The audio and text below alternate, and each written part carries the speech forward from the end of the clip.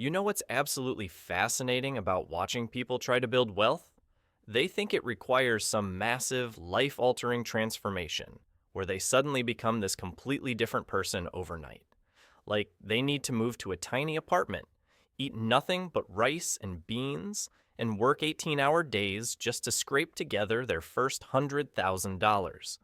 It's like watching someone try to lift a 1,000-pound weight when they could just move it piece by piece instead. I spend way too much time analyzing the psychology behind wealth building, studying successful collectors, and figuring out why some people can accumulate serious money while others stay stuck in the same financial patterns for decades. If you're someone who wants to understand the real mechanics behind building wealth through smart collecting habits, instead of just hoping things magically improve, make sure to hit that subscribe button and give this video a thumbs up if it helps you see money differently. Here's something that will probably shock you. According to recent research, people who develop just 7 specific micro habits around collecting and money management build their first $100,000 340% faster than those who don't. 340% faster. That's the difference between reaching your financial goals in 3 years versus waiting over a decade.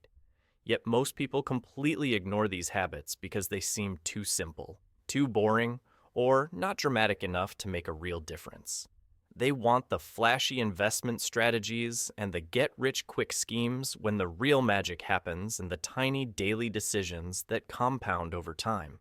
The truth is, there's a specific sequence of micro habits that can literally transform your financial trajectory without requiring you to completely overhaul your entire lifestyle. But here's what drives me crazy.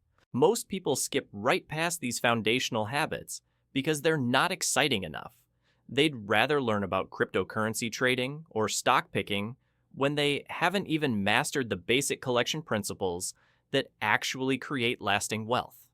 Today, I'm going to walk you through the exact 7 micro habits that can accelerate your path to $100,000, and I guarantee some of this is going to surprise you, especially the part about why collecting the right things in the right order creates a psychological shift that makes everything else easier. But before we dive into these specific habits, let me tell you why getting this wrong can be so devastating to your financial future. Imagine you're trying to fill a swimming pool, but instead of using a proper system, you're just throwing buckets of water in random directions. Some of it lands in the pool, most of it splashes out, and you're working incredibly hard while making very little progress. That's exactly what most people do with their money and their collecting habits. They put in tremendous effort, but because they don't have the right system, they end up frustrated and broke. The opportunity cost of ignoring these micro habits is absolutely massive. Every month you delay implementing proper collecting strategies is a month where your money could have been working harder for you. Every day you make random financial decisions instead of strategic ones is a day where you're essentially moving backwards. And every week you focus on the wrong priorities is a week where people with better systems are pulling further ahead of you financially. Here's what's really interesting about these 7 habits. They're not about making more money, though that often happens as a side effect. They're about fundamentally changing how you interact with money and valuable items, so that wealth building becomes automatic rather than a constant struggle. When you have the right micro habits in place, building wealth starts to feel inevitable instead of impossible.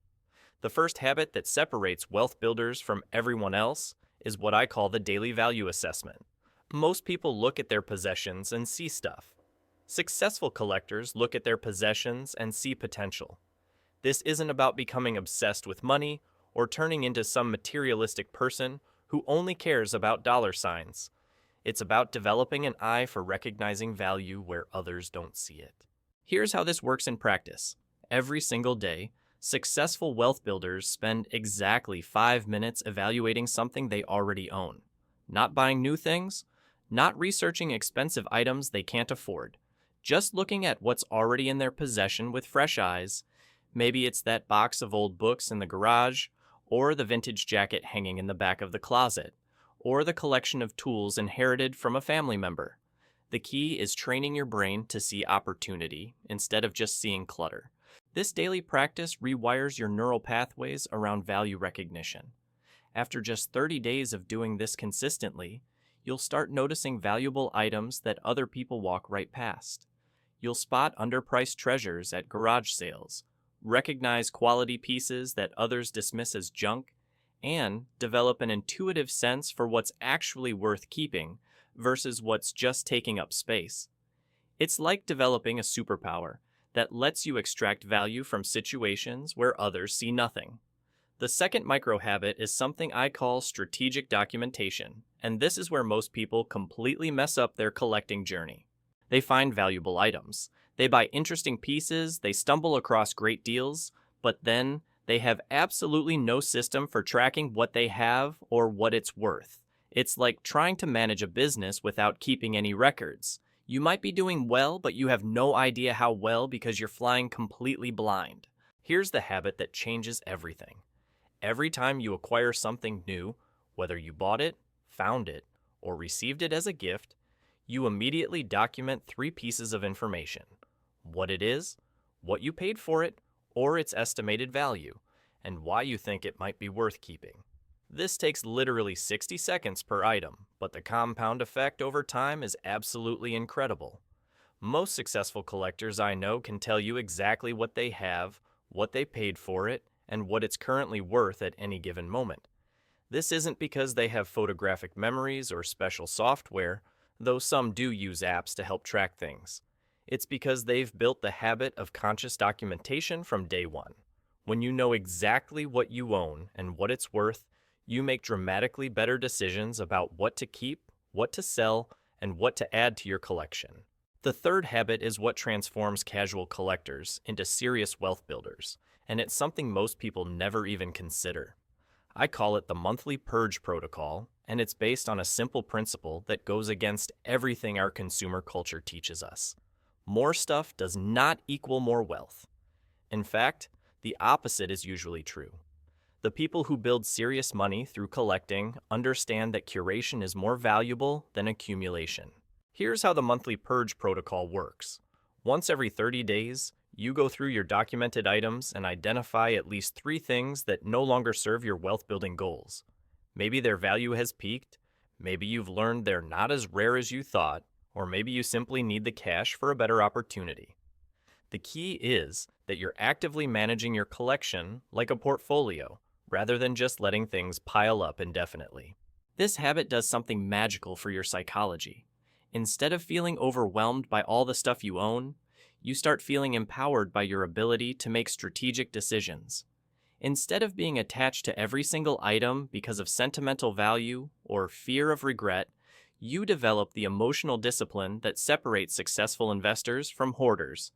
And instead of having your money tied up in things that aren't appreciating, you create liquidity that can be deployed into better opportunities. The fourth micro habit is where things get really interesting because this is about leveraging other people's knowledge and networks, rather than trying to figure everything out on your own.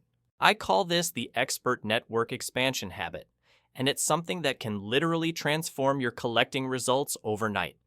Most people try to become experts in everything themselves, spending years learning about market trends, authentication techniques, and valuation methods.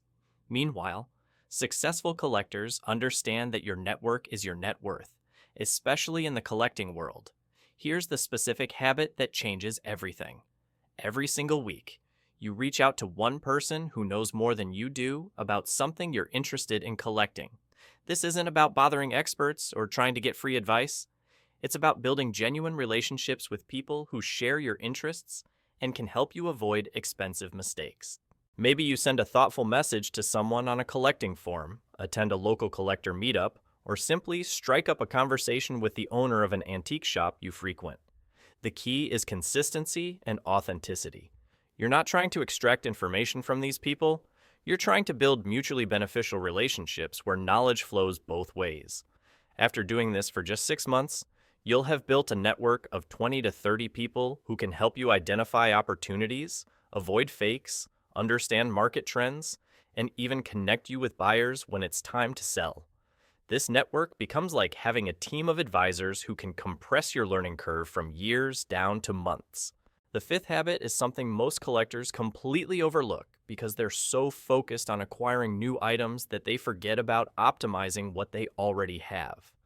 I call this the value enhancement protocol, and it's based on a simple principle that can double or triple the worth of items you already own without spending any additional money.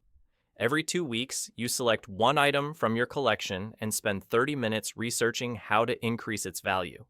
Maybe that means properly cleaning and storing a vintage item, getting something professionally appraised or authenticated, or simply learning the correct terminology to use when describing it to potential buyers. Sometimes it means discovering that you have a rare variant of something common, or that an item you thought was worthless is actually quite sought after. This habit transforms you from someone who just accumulates things into someone who actively cultivates value.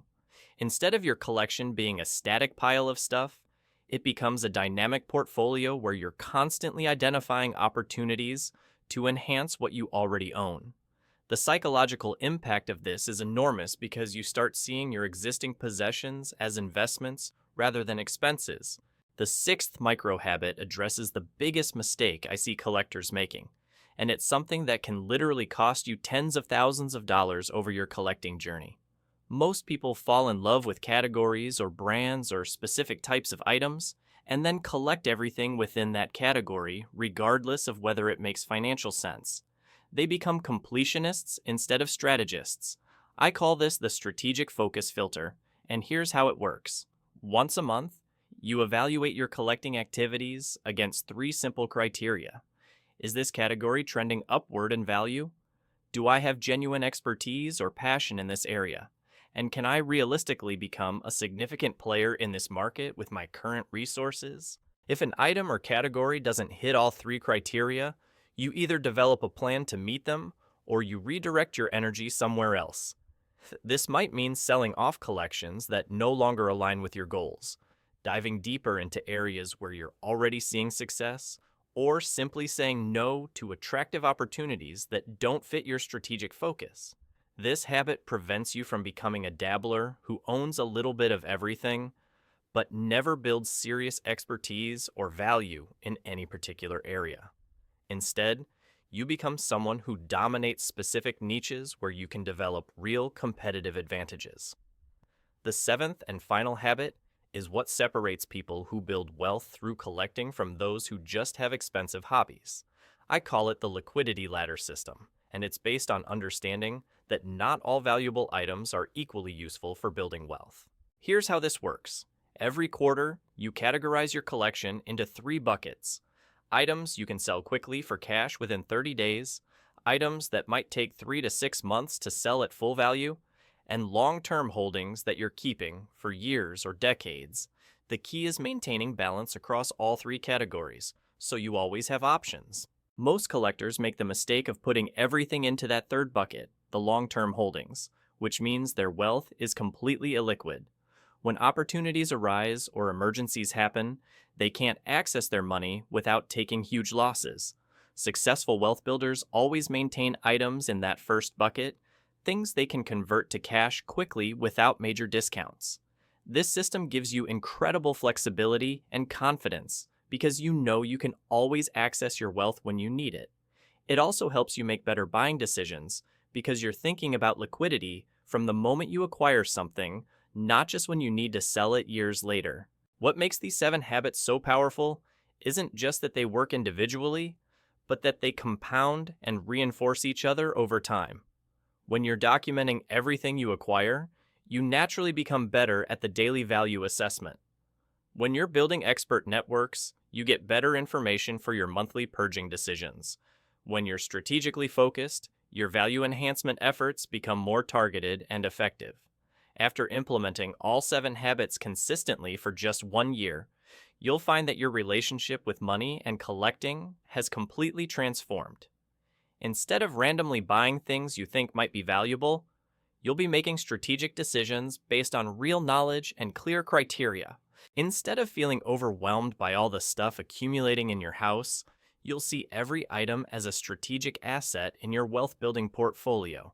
Instead of worrying about whether you made good buying decisions, you'll have the data and expertise to know with confidence. And instead of having money tied up in things that just sit there taking up space, you'll have a dynamic system that's constantly generating opportunities and liquidity. But here's what really blows my mind about this whole process. Most people think collecting is about finding that one magical item that's going to make them rich overnight. They're hunting for the holy grail, the hidden treasure, the once-in-a-lifetime score that will solve all their financial problems. Meanwhile, people who actually build wealth through collecting understand that it's not about hitting a home run, it's about consistently getting on base. The math behind this is absolutely stunning when you really break it down. Let's say you implement these 7 habits and they help you make just 1% better decisions on average. That might not sound like much, but over the course of a year with regular collecting activity, that 1% improvement compounds into dramatically different outcomes. You avoid a few bad purchases here, identify a few better opportunities there, optimize the value of items you already own, and suddenly you're looking at returns that dwarf what most people achieve with traditional investments. What's even more powerful is how these habits protect you from the psychological traps that destroy most collectors financially. You know what I'm talking about. The emotional attachment that prevents you from selling when you should. The fear of missing out that drives you to overpay for trending items. The overconfidence that comes from one lucky find and leads to increasingly risky decisions. The analysis paralysis that keeps you researching instead of taking action. When you have systems and habits in place, these emotional pitfalls become much less dangerous because your decisions are guided by data and criteria rather than feelings and impulses. You might still feel attached to certain items, but you have objective measures that help you make rational choices. You might still experience FOMO, but your strategic focus filter keeps you from chasing every shiny object that comes along.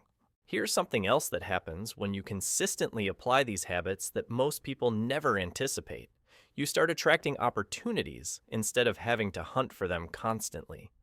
Other collectors begin reaching out to you because they know you're serious and knowledgeable. Dealers start offering you first looks at interesting pieces because they trust your judgment and know you'll make quick decisions. Estate sale companies put you on their preferred buyer lists because you've demonstrated that you understand value and can move quickly when the right opportunity presents itself. Look, implementing these 7 micro habits isn't going to make you rich overnight, but it will fundamentally change your trajectory as a collector and wealth builder. Start with just one habit this week. Master it, then add the next one. Your future self will thank you for building these systems now instead of waiting for the perfect moment that never comes.